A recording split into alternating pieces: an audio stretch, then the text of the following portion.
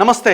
మాగంటి గోపీనాథ్ మరణం తర్వాత 6 నెలల్లోపు జూబ్లీహిల్స్ నియోజకవర్గానికి ఎలక్షన్స్ పెట్టాల్సిన ఈ పరిస్థితుల్లో సెప్టెంబర్లో నోటిఫికేషన్ వచ్చే అవకాశం కనిపిస్తున్నది. ఆ నోటిఫికేషన్ తర్వాత 40 రోజుల్లోపుగా అంటే నవంబర్ లోపుగా ఎలక్షన్ దాదాపు కంప్లీట్ అవ్వబోతున్నది. సో మనకున్న విశ్వసనీయ వర్గాల సమాచారం ప్రకారం నవంబర్లోపు ఎలక్షన్ కంప్లీట్ అవుతుంది. సెప్టెంబర్లో ఎలక్షన్ నోటిఫికేషన్ వచ్చే అవకాశం ఉంది. అంటే అక్టోబర్ ఎండింగ్లో ఎలక్షన్ పోలింగ్ ఉండే ఛాన్స్ ఉంది. సో ఈలోపు లోకల్ బాడీ ఎలక్షన్స్ ఇవన్నీ ఉంటాయి. దాని తర్వాత జూబ్లీహిల్స్ బై ఎలక్షన్ జరిగే అవకాశం ఉన్నది. 6 నెలల లోపుగా అక్కడ ఎలక్షన్ నిర్వహించాల్సి ఉంటుంది. సో మాగంటి గోపీనాథ్ మరణం నుంచి 6 నెలలు చూసుకుంటే డిసెంబర్ అవుతుంది. సో ఆ లోపుగా ఎలక్షన్ పెట్టాలి. సో మరి ఎవరు బరిలోకి దిగబోతున్నారు? 119 నియోజకవర్గాల్లో 2023లో ఎలక్షన్స్ జరిగితే మెజారిటీ స్థానాలు గెలిచిన కాంగ్రెస్ అధికారంలోకి వచ్చింది. ఇప్పుడు ఈ జూబ్లీహిల్స్ స్థానం మాగంటి గోపీనాథ్ ఎమ్మెల్యే, ఆయన BRS MLA, BRS sitting place అది. సో బీఆర్ఎస్ కూడా చాలా ప్రతిష్టాత్మకంగా తీసుకున్నది. ఎందుకంటే ఉన్న సీటును నిలుపుకోవాలి, ప్రభుత్వం మీద వ్యతిరేకత ఉంది అని చెప్పుకోవడానికి ఆ ఎన్నికను ఉపయోగించుకోవాలి. ఇది చాలా క్లిష్టమైన సమయం బీఆర్ఎస్ పార్టీకి. ఇక కాంగ్రెస్ పార్టీకి ఇది కనుక ఓడిపోతే అంత కింద మీద అయ్యే అవకాశం ఉంది. మేము చాలా గొప్పగా పనిచేస్తున్నామని చెప్పుకోవడానికి, ఇగో మేము ఈ ఎలక్షన్లో గెలవడం జరిగింది 1.5 ఇయర్ పాలన తర్వాత అని చెప్పుకోవడానికి ఎలక్షన్ ఉపయోగపడుతుంది. అట్లా వాళ్ళు వాళ్ళ ప్రయత్నాల్లో ఉన్నారు. భారతీయ జనతా పార్టీ వాళ్ళు కూడా మేము ఖచ్చితంగా నెక్స్ట్ ఎలక్షన్స్కి రావాలంటే ఇగో ఈ ఎలక్షన్లో మేము గెలిచామని చెప్పుకోవడానికి వాళ్ళు ప్రయత్నాల్లో ఉన్నారు. ట్రయాంగిల్ ఫైటా లేకపోతే ఫేస్ టు ఫేస్ ఫైటా అనేది మనం చూడాలి. ఏదేమైనా హైదరాబాద్ కాబట్టి బీజేపీ కూడా కొంతమేర ప్రభావం చూపించే అవకాశం ఉంది. వాళ్ళు కూడా ఒకవేళ ఈ మైనార్టీ ఓటు బ్యాంక్ గణనీయంగా చీలితే గెలుపు అవకాశాలు కూడా వాళ్ళకు ఉండొచ్చు. సరే, ఇట్లా బీఆర్ఎస్, కాంగ్రెస్, బీజేపీ పోటీలో ఉన్నాయి. టికెట్ల కేటాయింపు అనేది ఎవరికి ఇంకా రాలేదు. కసరత్తు అయితే జరుగుతున్నది. ఎవరికి ఇవ్వాలా ఏంటి, సర్వేలు, స్ట్రాటజీలు, రివ్యూలు ఇట్లా చేస్తూ ఉన్నారు. సో మనకు తెలిసిన సమాచారం ప్రకారం బీఆర్ఎస్ నుంచి ముస్లిం మైనార్టీకే టికెట్ ఇచ్చే అవకాశం ఉన్నట్టుగా కనిపిస్తున్నది. మాగంటి గోపీనాథ్ ఫ్యామిలీ నుంచి ఎవరికి ఇవ్వకపోవచ్చు అని అంటున్నారు. ఇవ్వకపోవడానికి రకరకాల కారణాలు ఉన్నాయి అంటున్నారు. వాళ్ళ భార్యకు సంబంధించింది ఒక న్యాయపరమైన సమస్య ఉంది అని అంటున్నారు. ఆయన ఫస్ట్ వాళ్ళ ఫ్యామిలీకి సంబంధించిన వీళ్ళది ఇష్యూ నడుస్తుంది అంటున్నారు. వాళ్ళ బ్రదర్ నాకు కావాలని అడుగుతున్నారు. ఇట్లాంటి పరిస్థితుల్లో వాళ్ళ ఫ్యామిలీకి ఇవ్వకపోవచ్చు అంటున్నారు. వాళ్ళ ఫ్యామిలీకి ఇవ్వడం అన్నది పక్కన పెడితే ఎందుకు ముస్లిం మైనార్టీకి ఇవ్వాలనుకుంటున్నారు అని అంటే, ఇక్కడ గణనీయమైన ఓటు బ్యాంకు ముస్లిం మైనార్టీలది ఉన్నది. ఇక్కడ గణనీయమైన ఓటు బ్యాంక్, మొత్తం ఓటర్లు జూబ్లీహిల్స్ నియోజకవర్గంలో 3,94,886 మంది ఓటర్లు ఉన్నారు జూబ్లీహిల్స్ నియోజకవర్గంలో. ఇందులో 2,07,932 మంది పురుషులు ఉంటే 1,86,935 సబ్జెక్టు కరెక్షన్ నెంబర్ కొంత అటు ఇటు ఉంటే ఉండొచ్చు. అయితే ఇందులో ఈ టోటల్ ఓటు బ్యాంక్లో రిలీజన్ పరంగా ముస్లిం మైనార్టీ ఓటు బ్యాంక్ ఎంత ఉందంటే దాదాపు 1,23,000 ఓటు బ్యాంకు ముస్లింలదే ఉన్నది. సో కాబట్టి ముస్లిం వర్గానికి చెందిన వ్యక్తికే టికెట్ ఇచ్చే అవకాశాలని బీజేపీ పరిశీలిస్తున్నదట. వరంగల్కు చెందిన ఒక ఎమ్మెల్సీ చేత సర్వే చేయించి 4-5 సర్వేలు చేయించారట ఇప్పటికే. ఆ సర్వేల్లో వచ్చిన రిజల్ట్స్ ఆధారంగా మైనార్టీకి ఇస్తేనే గెలుపు అవకాశాలు ఉంటాయని పార్టీ భావిస్తున్నట్టుగా మనకున్న సమాచారం.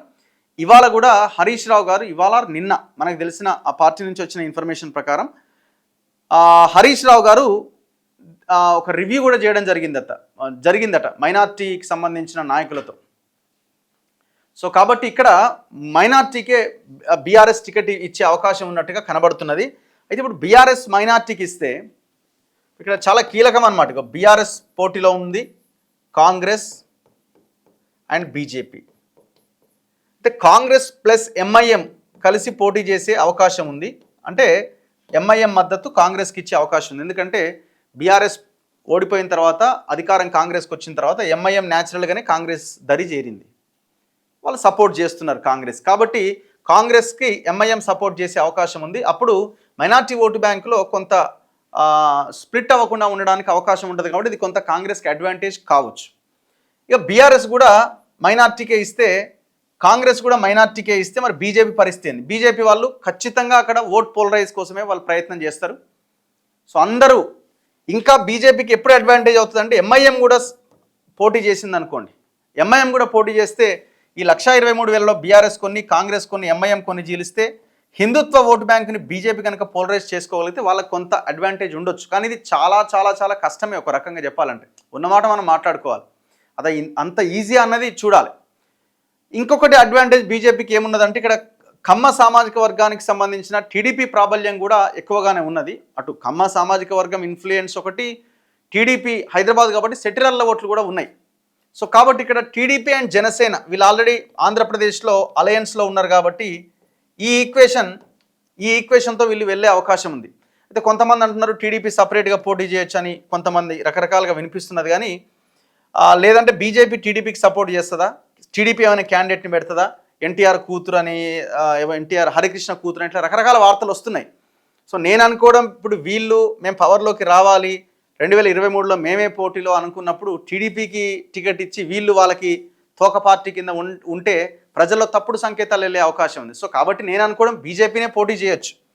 బీజేపీ నుంచి రకరకాల వాళ్ళు కూడా క్యాండిడేట్స్ వాళ్ళ వెతుకులాటలో ఉన్నారు. మొన్న ఎంపీ ఎలక్షన్స్లో వాళ్ళకి 60,000 చిల్లర ఓట్లు ఏదో పడ్డట్టున్నాయి. ఎవరికి? బీజేపీకి. ఎవరు ఇక్కడ జూబ్లీ హిల్స్ అంటే సికింద్రాబాద్ కిందకే వస్తుందా, దాదాపు 60,000 పైన ఓట్లు బీజేపీకి పోలైనవి. మరి 60,000 ఓట్లు ఇప్పుడు పోలేని ఇప్పుడు బీజేపీ ఎంపీ ఎలక్షన్స్లో మోదీ వేవు ఇవన్నీ నేపథ్యంలో ఈ రాష్ట్రంలో 8 ఎంపీ సీట్లు వచ్చినాయి. సో గణనీయమైన ఓటు బ్యాంక్ వచ్చింది. సో అప్పుడే వీళ్ళకి 60,000 65,000 ఓట్లు వచ్చినాయి. మరి 65,000 మళ్ళీ 65,000కి 65,000 పడతాయి, దీనికంటే పెరుగుతాయని అనుకోవడం అయితే అంత ఈజీ అయితే కాదు. నేను అనుకోవడం చెప్పలేం మరి, ఎందుకంటే కాంగ్రెస్ మీద భయంకరమైన వ్యతిరేకత ఉంటే అది ఏమైనా సాధ్యమవచ్చేమో. ఈ 65,000 ఓట్లు పడ్డా గెలిచే అవకాశం ఉంటుందా బీజేపీ?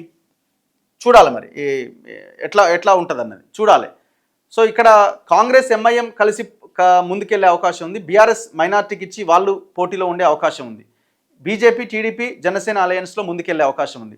అయితే ఇక్కడ ఈ ఈక్వేషన్ ఒకసారి మనం పక్కన పెడితే మైనార్టీ ఓటు బ్యాంక్ ఇక్కడ చాలా కీలకం. సో ఇక్కడ ఇంకొక పాయింట్ ఏంటంటే ఇప్పుడు మొత్తం బాధ్యతలు హరీష్ రావుకి అప్పగించే అవకాశం ఉన్నట్టు కనబడుతుంది. ఎందుకంటే గెలిస్తేనేమో కేసీఆర్ కేటీఆర్ లేకపోతే కవిత, ఓడిపోతే హరీష్ రావు, ఇంతే కదా బీఆర్ఎస్లో ఉన్నది. ఆనాడు ఆయన హుజురాబాద్ ఎలక్షన్కి ఇన్ఛార్జ్ పెట్టి ఇజ్జత్ తీసిరు, ఇంకా అంతకుముందు దేనికో పెట్టిరు, దుబ్బాకకి పెట్టి ఇజ్జత్ తీసిరు. మరి ఇప్పుడు హరీష్ రావు మళ్ళీ దీనికి ఇన్ఛార్జ్గా ఉండి ఓడిపోయి మళ్ళీ ఇజ్జత్ తీసుకుంటాడా, ఈ కొంచెం తెలివికి వచ్చేమన్నా ఆయన బామ్మార్దికి నెట్టేస్తాడా అన్నది చూడాలి. గతంలో జిహెచ్ఎం సెలక్షన్ జరిగినప్పుడు బీఆర్ఎస్ పవర్లో ఉన్నప్పుడు కేసీఆర్ మొత్తం కేటీఆర్ చేతిలో పెట్టి 100 సీట్లు రాగానే ఆయన ఆకాశానికి ఎత్తిండు. ఆ రోజు నాన్నకు ప్రేమతో అని అదని ఇదని రకరకాలుగా నడిచినాయి వార్తలు. కొంత ఎలివేట్ చేసే ప్రయత్నం చేసిండు. ఇప్పుడు ఇక్కడ బీఆర్ఎస్ గెలవడానికి అవకాశాలు చాలా తక్కువ. గతంలో అంటే ఎంఐఎం సపోర్ట్ ఉండే ఇవన్నీ నడిచినాయి. 2014లో 19లో 23లో మాగంటి గోపీనాథ్ ఎమ్మెల్యే, 14లోనేమో టీడీపీ పార్టీ నుంచి గెలిచిండు, టీడీపీ నుంచి గెలిచిండు. 19 and 23లో బీఆర్ఎస్ నుంచి గెలిచిండు. ఆనాడు ఎంఐఎం సపోర్ట్ చాలా ఉండే వీళ్ళకి, అంటే MIM support means minority vote bank చాలా ఇదిగా ఉండే, అది సాధ్యమైంది. మరి ఇప్పుడు అంత ఈజీనా అంటే బీఆర్ఎస్కి కొంత కష్టసాధ్యమైన పని. మరి ఇది మళ్ళా హరీష్ తలకాయ మీద పెడుతుర్రా, ఆయన ఎట్లాంటి వ్యూహంతో ముందుకెళ్తాడన్నది చూడాలి. ఏదేమైనా ఇక్కడ 123,000 మందిగా ఉన్న ఈ మైనార్టీ ఓటు బ్యాంక్ చాలా కీలకం కాబోతున్నది. హైదరాబాద్ అంటే మనకు తెలుసు ఓటింగ్ పర్సంటేజు 50-60% మించి నడవదు. సరే బై ఎలక్షన్ కాబట్టి ఇంకొక 5 to 10% పెరిగితే పెరగొచ్చేమో. అంతా తిప్పికొట్టిన 65-67% మించి పెరిగే అవకాశం చాలా చాలా చాలా తక్కువ. So very interesting election. సెప్టెంబర్లో ఈ నోటిఫికేషన్ వచ్చే అవకాశం ఉంది. బీఆర్ఎస్ మాత్రం ముస్లిం మైనార్టీకే టికెట్ ఇవ్వాలన్న ఒక ఆలోచన చేస్తుందట. మరి ఇది అవతలలో ఎవరైనా గెలవడం కోసమా లేకపోతే వీళ్ళు గెలవడం కోసమే బీఆర్ఎస్ ముస్లింకి ఇస్తున్నదా ఏంది అన్నది చూడాలి. కానీ ఇక్కడ ఒక బీజేపీకి ఒక అడ్వాంటేజ్ ఏంటంటే అందరూ మైనార్టీకి ఇస్తే బీజేపీ ఓట్ పోలరైజ్ చేసుకోవడానికి మైనార్టీ ఓట్ బ్యాంక్ చీలి వీళ్ళకి పోలరైజ్ అవ్వడానికి కొంత అవకాశాలు ఉంటాయి. సో అట్లా కూడా మరి వీళ్ళు గెలవగలుగుతారా టీడీపీ జనసేన బలంతో? ఇవన్నీ మనకి రాబోయే రోజుల్లో క్లారిటీ వచ్చే అంశాలు. చూద్దాం ఏం జరుగుద్ది అన్నది. చూస్తూనే ఉండండి మన తొలి వెలుగు.